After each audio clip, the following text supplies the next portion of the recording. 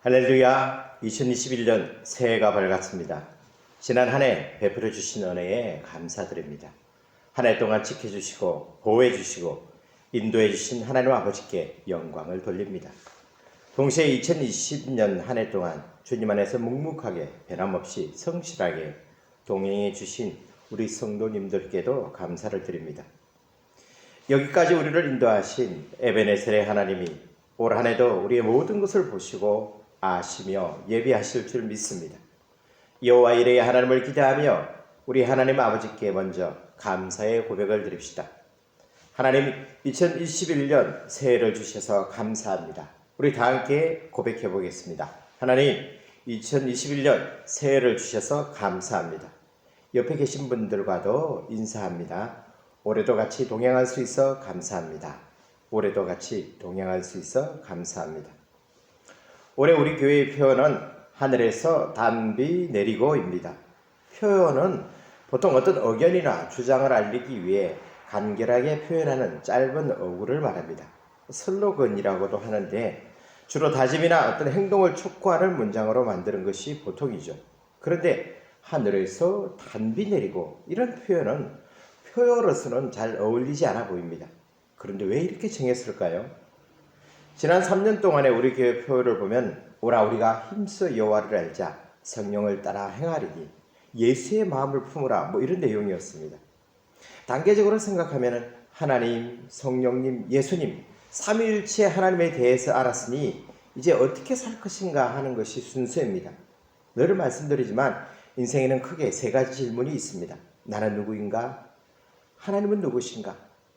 나도 알고 하나님에 대해 알았으면 그럼 나는 이제 인생을 어떻게 살아갈 것인가? 이 세 가지 질문에 대한 답을 찾아가는 것이 인생의 여정인 것입니다. 순서대로 하면은 이제 나는 어떻게 살 것인가? 이 부분에 초점을 맞춰야 돼요. 그런데 하늘에서 단비 내리고 솔직히 말씀드리면 이건 저의 계획이 아니었습니다.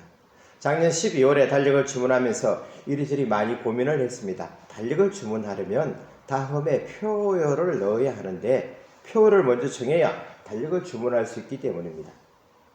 하나님이 2021년은 어떤 방향으로 나가야 합니까? 우리 교회에 주시는 말씀이 무엇입니까? 표어를 뭐로 정할까요? 그러다가 이 문장이 눈에 들어오고 이걸로 해야겠다는 감동이 왔습니다.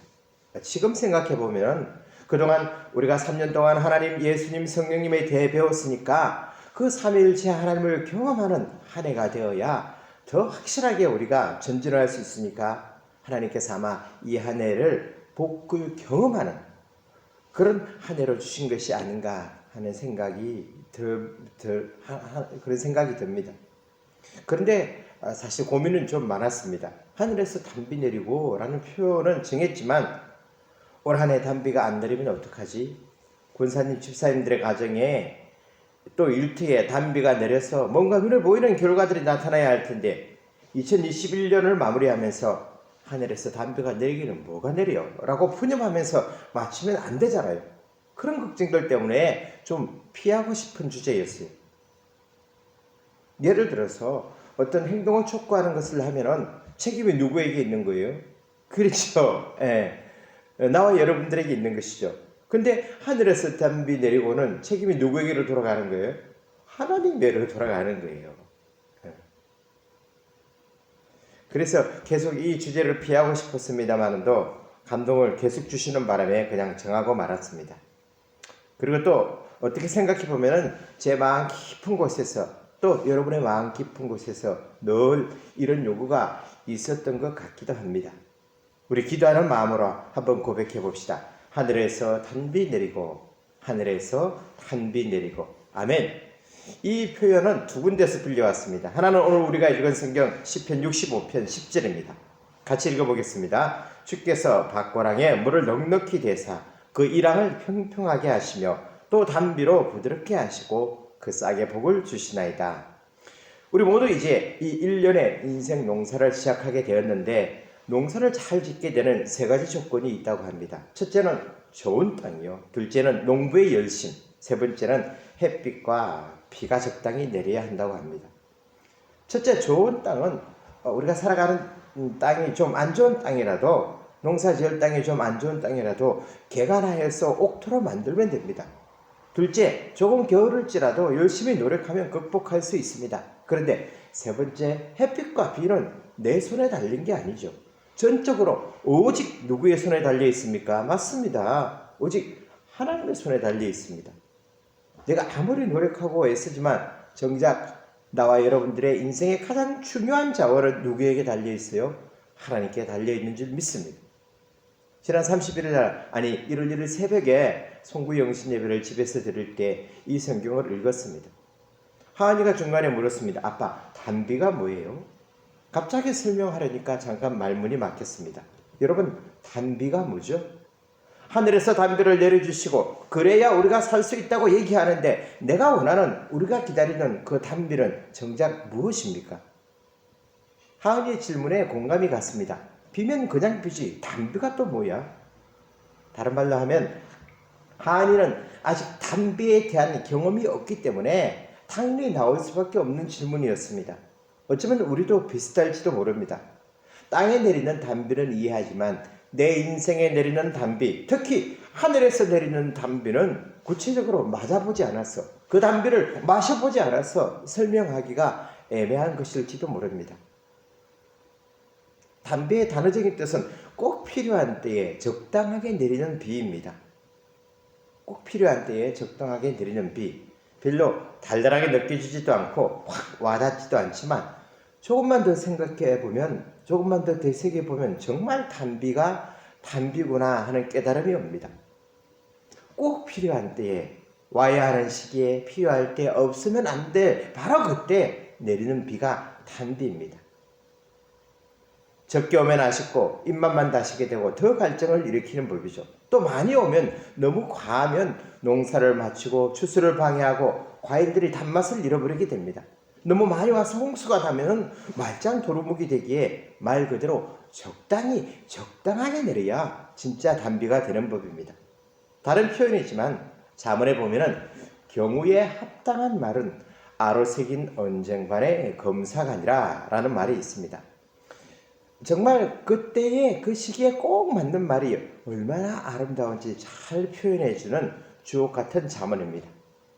원하기는 올해 이렇게 꼭 맞는 은혜가 여러분 개인과 가정에 내리시기를 축복합니다. 정말 꼭 필요한 때에 덜도 말고 더도 말고 가장 적당하게 내려서 하나님이 내려주시는 단비를 경험적으로 알게 되는 역사가 있기를 예수님의 이름으로 축복합니다. 그래서 누가 단비가 뭐야? 하늘에서 정말 단비가 내려? 그게 뭐야? 라고 물어볼 때 단어적으로, 이론적으로 설명하지 않고 경험적으로 대답해 줄 수 있기를 기도합니다. 농사도 안 짓는 내가 농사의 비유를 들어서 단비를 설명해도 잘 가닿지도 않을 거예요. 그러니까 올 한 해 꼭 이 하늘에서 내리는 단비를 맛보고 그 경험을 가지고 하늘에서 내리는 단비, 은혜를 감정으로 설명해 줄 수 있기를 기도하고 기대하고 축복합니다. 신명기에서는 좀 더 직접적으로 이 비를 복과 연관지어서 말씀하십니다. 신명기 28장 12절, 여호와께서 너를 위하여 하늘의 아름다운 보고를 여시사 내 땅에 때를 따라 비를 내리시고 내 손으로 하는 모든 일에 복을 주시리니 내가 많은 민족에게 구워줄지라도 너는 꾸지 아니할 것이요. 아멘. 또 에스겔 30장 26절에서는 내가 그들에게 복을 내리고 내 산 사방에 복을 내리며 때를 따라 소낙비를 내리되 복된 소낙비를 내리리라. 단비라는 단어는 소낙비, 소낙이라고도 번역되어 있습니다. 그러니까 단비는 정말 필요한 때에 딱 적당하게 내린 비인 동시에 가뭄을 해결해 줄 수 있는 충분한 양의 비를 의미하기도 하는 것이죠. 우리 주님은 주시되 때를 따라서는 흔들어 넘치게 부어주시는 분인 줄 믿습니다. 오늘 본문에서 그 이미지를 찾는다면 밭고랑의 물을 넉넉히 대시는 분이십니다. 밭이랑의 물을 넉넉히 대려면 뭐가 있어야죠? 흘러 넘치는 강줄기가 있어야 되겠죠. 그래서 구절은 이렇게 말합니다. 땅을 돌보사 물을 대어 심히 윤택하게 하시며 하나님의 강에 물이 가득하게 하시고 이같이 땅을 예비하신 후에 그들에게 곡식을 주시나이다. 크게 두 번째, 하늘에서 담비 내리고라는 표현은 찬송가 182장의 가사를 그대로 가져온 것입니다. 우리 다 같이 찬송가 182장을 펼쳐보겠습니다. 3절을 다 같이 읽어볼까요? 하늘에서 담비 내리고, 같이 불러보죠. 하늘에서 담비 내리고 햇빛 찬란한 같이 우리 마음에 성령이 많이 주님 보내심이라. 표를 준비하면서 이 찬송을 부르는데 가사 전체가 너무 좋은 거예요. 그래서 이 가사대로 올 한 해 우리에게 꼭 이루어졌으면 좋겠다는 소원이 생겨서 달력 뒤에, 표 뒤에 가로하고 찬송가 장수까지 일부러 넣었습니다. 이 한 해 이 찬송가를 열심히 부르시고 외우시고 흥얼거리면서 묵상하시고 정말 이 가사대로 한 절 한 절, 한 소절 한 소절대로 이루어지는 역사가 있기를 축복합니다. 그래서 원래 설교는 이 한 소절 한 소절을 가지고 설교하려다가 노래는 또 설명한다고 되는 게 아니잖아요. 그래서 그만두었습니다. 내가 부르고 내가 감정을 이입하고 감정을 느끼고 이 가사가 나의 노래가 될 때 비로소 이 찬송가는 나의 찬양이 되는 줄 믿습니다. 나의 고백이 되는 줄 믿습니다. 다만 한 가지 짚고 넘어갈 것은 182장 뒤에 183장도 똑같이 비가 주제예요. 근데 비가 내리는데 하나의 공통점이 있습니다. 그건 이 비가 성령과 연결되어 있다는 것입니다. 하늘에서 단비가 내린다는 것은 성령이 우리에게 임한다는 것입니다. 하늘에서 단비 내리고 햇빛 찬란한 같이, 그 다음에 뭐예요? 우리 마음에 성령 임하니 주님 보내심이라. 183장에서는 빈들의 마른 풀같이 시들은 나의 영혼, 주님이 약속한 성령 간절히 기다리네. 2절 반가운 빗소리 들려 산천이 춤을 추네. 봄비로 내리는 성령 내게도 주옵소서. 가물어 메마른 땅에 단비를 내리시듯 성령의 단비를 부어 새 생명 주옵소서. 그러니까 올 한 해 정말 하늘에서 내리는 단비를 맛보려면 어떻게 해야? 성령에 민감해야 합니다. 성령 충만을 사모해야 합니다. 목마른 사슴이 시냇물을 찾아 헤매이듯이 내 영혼이 주를 찾기에 갈급해야 됩니다. 찬송가 182장의 가사들이 전부 성령께서 우리들에게 베풀어 주신 은혜를 노래하고 있습니다. 기쁨이 강물같이 흐르고 마음이 청결해지고 마음이 정결해지고 생명이 솟게 되듯이 기운이 샘솟고 마음의 의심과 슬픔이 사라지고 의의 열매가 물어익어서 추수할 것이 많아진다는 것입니다. 물론 그샘 풍파도일 것입니다. 그러나 주의 말씀에 그샘 풍랑도 잠잠해질 줄 믿습니다. 그래서 신명기 32장 2절은 이렇게 말합니다. 내 교훈은 비처럼 내리고 내 말은 이슬처럼 맺히나니 연한 풀 위에 가는 비 같고 채소 위에 단비 같도다. 말씀을 또 단비로 표현하고 있습니다. 시편 107편 20절에서는 이렇게 말합니다. 그가 그의 말씀을 보내어 그들을 고치시고 위험한 지경에서 건지시는도다. 때를 따라 우리 인생의 봄비와 가을비를 내려주시고 삶의 일항에 물을 대어주시는 분이 누구겠습니까? 때로는 한여름의 소낙비처럼 때로는 이슬비같이 내려 우리의 공고한 인생을 만지고 씻겨주는 분이 누구실까요? 바로 성령 하나님이시고 바로 말씀인 줄로 믿습니다. 그럼 비는 어차피 내 마음대로 못하니까 그저 이 안에 하늘만 바라보고 있으면 되겠네요 라고 하실 분이 계시는 것 같아서 적어도 그래도 우리 손으로 이것은 해야 되지 않을까 하는 것이 있습니다. 오늘 본문에 보면은 땅을 돌보시고 윤택하게 하시는 분은 하나님이십니다. 비를 내려 강물이 흘러 넘치게 하시고 밭이랑의 물을 넉넉히 계시는 분도 하나님이십니다. 심지어 밭이랑을 고르게 하시고 새싹을 촉촉하게 적셔주는 분도 하나님이십니다. 그러면 나는 뭘 하나? 적어도 밭이랑을 만드는 일은 내가 해야 되지 않을까요? 무슨 작물을 여러분들이 오래 가꿀지는 모르지만 무슨 생각으로 무슨 계획으로 살아갈지는 모르지만 내가 속출하고자 하는 씨는 적어도 내가 뿌려야 되지 않을까? 올해 적어도 나는 하나님의 복을 받기 위해 이 정도 밭고랑은 파야지. 하나님이 거저주시는 것도 있겠지만 이런저런 씨를 소원하는 마음으로 심어봐야지. 마음으로 결단해 보시기 바랍니다. 내가 파야 할 밭고랑의 길이가 어느 정도인지, 고랑수는 얼마나 만들 것인지 청량해 보시기 바랍니다. 다른 것은 몰라도 올해 이건 꼭 이루어졌으면 하는 소원의 씨앗을 마음 깊숙이 믿음으로 뿌려보시기를 축복합니다. 여러분들이 만든 그 밭이랑에 심겨진 씨 위에 누가 단비를 내려주실까요? 하늘에서 단비 내리고. 설교를 준비하며 오늘 본문인 시편 65편의 문장들을 이리저리 조합해서 한 편의 시를 만들어 보았습니다. 올해를 시작하는 저의 기도이기도 합니다. 제목은 아직 못 정했지만 한번 들어보세요. 새해에는 하늘에서 단비 내리고 이 땅 돌보시어 손수 물길 내시고 바디랑에 넉넉히 되시고 이랑 끝을 마무르시어 내 잔이 넘치게 하소서. 지나시는 걸음마다 기름이 뚝뚝 떨어지고 골짜기마다 여울져 흐르고 언덕들 즐거워할 때 땅끝에 사는 사람들과 자꾸만 넘어지는 자들이 일어나 기뻐하며 노래하게 하소서. 아침이 오는 것과 저녁이 오는 것을 즐거워하게 하소서. 내가 장식하는 한 해가 아니라 당신께서 은총으로 관시우시고 정초부터 섰던 금음날까지 눈동자같이 친히 돌보시는 올해가 되게 하소서. 오늘부터 하늘에서 단비 내리고.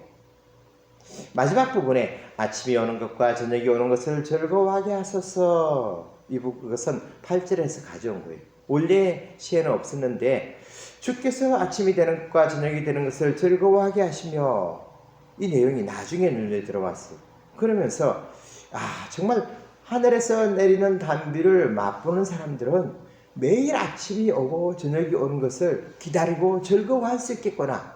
하루하루를 그저 귀찮게 할 수 없이 아침이 오나 보다, 벌써 저녁이네, 이렇게 보내지 않고 기다리고 사모하며 오늘도 주님이 또 무슨 일을 하시려나, 어떤 담배를 내려주시려나 기대하는 마음으로 맞이할 수 있겠구나 하는 생각이 들었습니다. 아침이 오는 것과 저녁이 오는 것을 즐거워하게 하소서. 아멘. 2021년의 하루하루를 그렇게 보내시기를 예수님의 이름으로 축복합니다. 기도하겠습니다. 하나님, 2021년의 첫 주일 예배를 주님께 드립니다. 코로나19로 인해 비록 얼굴을 마주보지 못하고 각자의 가정에서 예배를 드리는 우리의 현실을 통촉하여 주옵소서. 그럼에도 불구하고 우리가 드리는 모든 예배가 신령과 진정으로 드려지기를 소원합니다. 올 한 해 하늘에서 단비를 내려 주옵소서. 성령님께 민감하게 하시고 말씀으로 그 샘풍량들을 이기게 하여 주시옵소서. 아침이 오는 것과 저녁이 오는 것, 하루하루 살아가는 날들이 즐거워지게 하시고 넉넉하게 하여 주시옵소서. 2021년 한 해를 주님께 올려드립니다. 우리의 인생과 날들을 통하여 당신의 뜻이 이루어지기를 소원합니다. 새초부터 새말까지 우리를 눈동자같이 지키실 줄 믿사옵고 우리 주 예수 그리스도의 이름으로 기도드리옵나이다. 아멘. 오늘 말씀 성경 본문을 잘 요약한 찬송이 또 있습니다. 찬송가 500장을 부르시고 주기도문으로 새해 첫 주일 예배를 마무리하시기 바랍니다. 아멘.